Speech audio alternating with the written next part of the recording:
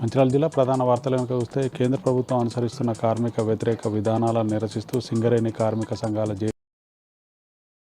సింగరేణి రీజియన్లోని శ్రీరాంపూర్, మందమరి, బెల్లంపల్లి ఏరియాలలో నల్ల బ్యాడ్జీలతో కార్మికులు విధులకు హాజరై తమ నిరసన తెలియజేశారు. శ్రీరాంపూర్ సింగరేణి ఏరియా SRP3 గని వద్ద లేబర్ కోడ్ కాపీలను దగ్ధం చేశారు సింగరేణి కార్మికులు.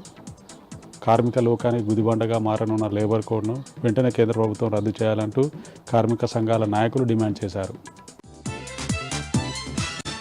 మంచిర్యాల జిల్లా కేంద్రంలోని మున్సిపల్ కార్పొరేషన్ కార్యాలయం ముందు విధులు బహిష్కరించి మున్సిపల్ కాంట్రాక్టు కార్మికులు ఆందోళన చేపట్టారు. 2 నెలలుగా రాష్ట్ర ప్రభుత్వం జీతాలు చెల్లించకపోవడంతో తాము తీవ్రంగా ఇబ్బందులు పడుతున్నామని, వారసత్వ ఉద్యోగాలు కల్పించి తమకు ఉద్యోగ భద్రత కల్పించాలంటూ కాంట్రాక్ట్ మున్సిపల్ కార్మికులు డిమాండ్ చేశారు. మంచిర్యాల జిల్లాలో బీసీ సంఘాల నిరసనలు కొనసాగుతూనే ఉన్నాయి. చెన్నూరు, కోటపల్లి మండల కేంద్రాల్లో బీసీ సంఘాల ఆధ్వర్యంలో నల్ల బ్యాడ్జీలతో భారీ ర్యాలీ నిర్వహించారు. కాంగ్రెస్ ప్రభుత్వం 42% బీసీ రిజర్వేషన్లపై చట్టబద్ధత కల్పించి కామారెడ్డి బీసీ డిక్లరేషన్ను అమలు చేయాలంటూ బీసీ సంఘాల నాయకులు డిమాండ్ చేశారు. మంచిర్యాల మున్సిపల్ కార్పొరేషన్ పరిధిలోని నర్సింగాపూర్ IKP ధాన్యం కొనుగోలు కేంద్రం వద్ద రైతులు ఆందోళన చేపట్టారు. తేమ, తాలు పేరుతోటి ధాన్యం కొనుగోలులో కోత విధిస్తుండడం పట్ల రైతులు ఆగ్రహం వ్యక్తం చేస్తున్నారు. అక్రమాలకు పాల్పడుతున్న మిల్లర్లు, ధాన్యం కొనుగోలు నిర్వాహకులపై అధికారులు చర్యలు తీసుకోవాలంటూ రైతులు డిమాండ్ చేస్తున్నారు.